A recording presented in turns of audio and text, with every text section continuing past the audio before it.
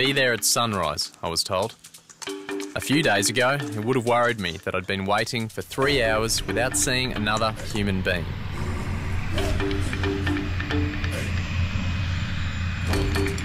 But now, I'd acclimatised. There would be no apology from the pilot. Apparently, he had to see a man about a fish. Over here, they call it Solomon time.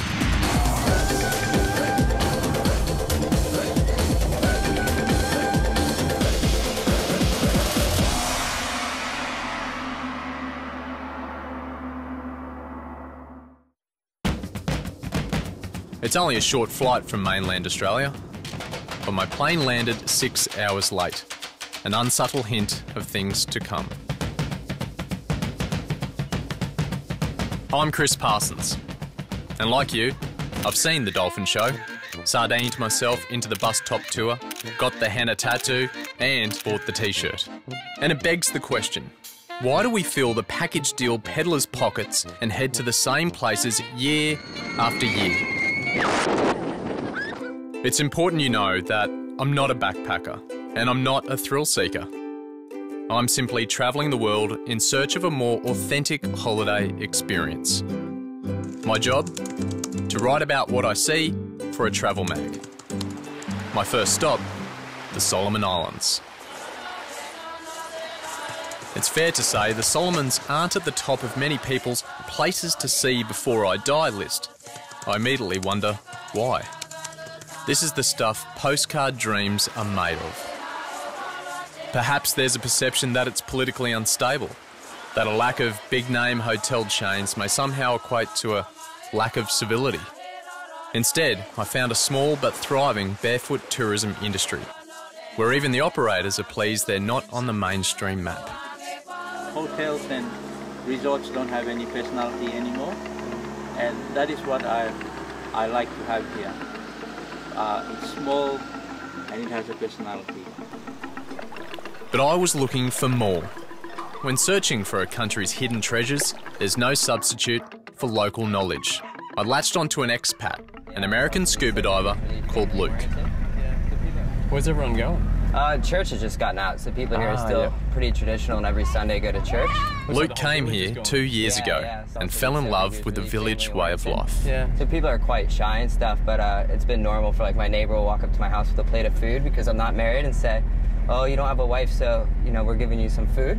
Brilliant. And so I end up, you know, once a week trying to buy them a fish or whatever to kick in for all the free little meals you get here and there. Luke's favourite dive spot is a little-known wreck dive. It's unthinkable that these still waters witnessed some of World War II's fiercest fighting. The Toa Maru is a Japanese transport vessel, one of hundreds of ships and planes that litter the ocean floor around these islands. Their remote resting places mean, unlike most dived wrecks, they're unplundered, left just as they were when they hit the ocean floor. That's incredible. You see that torpedo hole at the front there? It looks like metal's just been torn away. That's incredible. You just imagine the impact that'd have to be on that. I didn't realise how big it was, mate. How big is it? That's 450 feet long. That's amazing. Luke puts me onto another local secret. Skull Island. Looks like it's come straight from the set designer's handbook for a pirate movie. And even more so close up, especially when my guide Paolo leads me straight to a sizable mound of human skulls. Those ones, they are chiefs.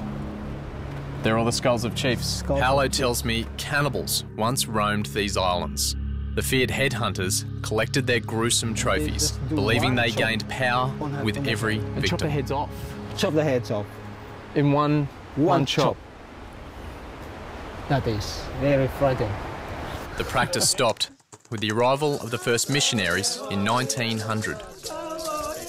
Which is a comforting thought as I'm introduced to the elder from a nearby village. He shows me around where they live, the local markets, where they eat, swim and play. And I'm thinking, this is what I'm after. This is a place where Joe or Jane Average can take a timid step off the beaten track. It's a place where time is measured by where the sun stands in the sky. And if the pilot is running a couple of hours late because he made a pit stop to drop a fish off to his uncle, well, who's going to tell him that's not important?